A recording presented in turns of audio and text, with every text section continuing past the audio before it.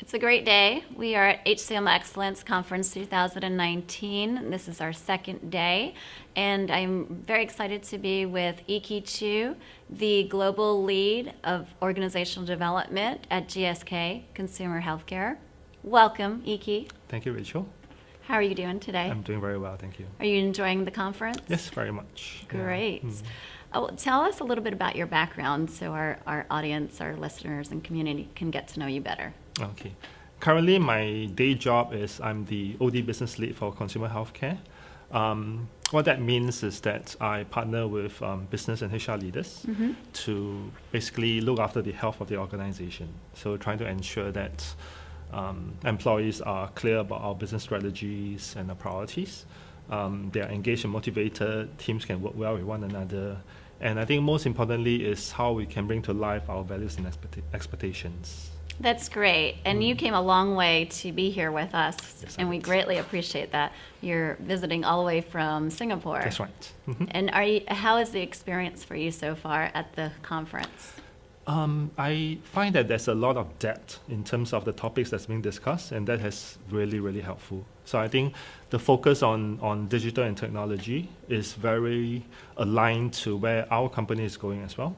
So I think from perspective of our company, we have always been a traditional product seller, but in today's world, consumers and patients are not just looking to go into a shop to buy a product. They are looking for an experience and really understanding how to harness that connectivity to create an experience for these patients and consumers.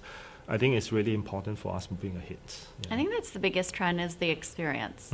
I'm hearing that a lot, and we see it in our research. It's the customer experience, the employee experience, the technology experience. And now the other trend is data and analytics and making decisions and humanizing that, embracing diversity. And you are here for your award-winning program for diversity and inclusion. Can you tell me a little bit more about how you got started and the impact of the program? Okay. So I think the curious thing is why is an OD practitioner running a leadership program? So I was given the assignment a couple of years ago to design and run this program because of the fact that I was based out of Singapore in Asia. So to me, it's really a very good learning experience because it allows me to bring in my coaching and OD perspectives into a program design. And why is this so important for me? I think it's because being an Asian, helping to support the business to build a diverse pipeline of leaders going into the top of the house is really important, and that's why I think this is really a very valuable experience for me. That's great. And what are some of the takeaways that our people got from your session?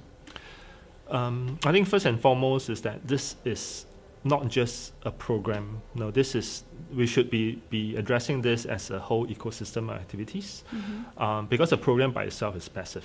It only impacts individuals. But if you want to create a change in the organization, you need to make it more systematic.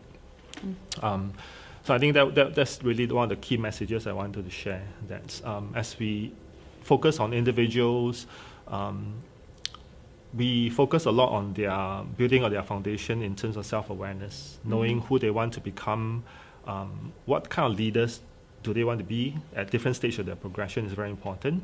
But at the same time, how do we intervene into the business, get business to own talent management strategies and processes, get them to own the development of their key talents, as well as how do we engage senior leaders in the organization to create awareness of all these key talents, and also sometimes to address their own unconscious bias. Right. And how are you getting it to become more than a program? How are you integrating that and having the momentum, keeping the momentum with it?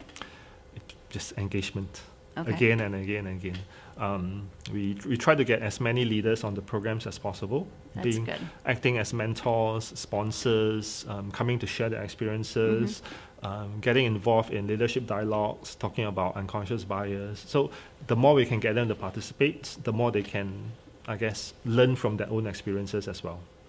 And it sounds like it's being driven from the top and then throughout and it's a cycle. So you have the ability to have a greater reach throughout the organization. It's probably both from the top as well as what is emerging from the ground. Because I think as participants go through the program and they learn about the importance of diverse leadership, they start to bring those messages back to their individual markets. And the more of these conversations happens in the market, the more the messages gets embedded. Yeah. That's great. What else is happening for you this year at GSK? What are some of your top key initiatives? Oh, this is a very exciting year for us. Okay. You might have read recently that we are going into a joint venture with Pfizer Consumer Healthcare to create the world's That's largest huge. consumer healthcare company. Wow. Yeah, so this is definitely top priority. Trying to integrate employees from Pfizer into the company, trying to integrate our culture, business priorities. I think that's definitely one of the key initiatives. The other one that is going to be launched this year is also our flagship initiative called the Modern Employer. So the Modern Employer aims to create a work environment that integrates into the employee's personal needs, Okay. so that they are able to feel supported and bring their best to work. Oh, that's fascinating. What is that going to look like? Can you give us a sneak peek at that? Yeah. There will be 3 focus areas. We call it BU, Feel Good, and Keep Growing. So BU is all about inclusion and diversity. So how do we allow employees to bring their true self to work and feel included whoever they are? Yeah. Okay. So other than the usual diversity lenses, we're also looking at employee in terms of where they are in terms of their life stage and their career journey. So you could be somebody who is just starting out in your career. You could be a new parent, or even somebody who is coming to the end of your career. So we want to be able to have work arrangements that can fit their needs. Okay. Yeah. Feel Good is about health and well-being. So we want, other than the comprehensive healthcare plans and all, we want to focus on preventive care. We want to encourage employees and their families to live a healthy lifestyle. And Keep Growing is about learning and development. So we want to encourage employees to continue to upskill themselves so that they can remain relevant wherever they are. Especially, as you know, in today's age, the changes are happening so fast. Yes. Yeah, Yes, indeed. Being stuck to a certain function or with a certain skill set is not enough to bring them into the future. And having that wellness piece, that balance, and that continuous learning is where the future is headed. Definitely. And you and leaders and companies are responsible for making it happen. So it's great to hear all that you have underway.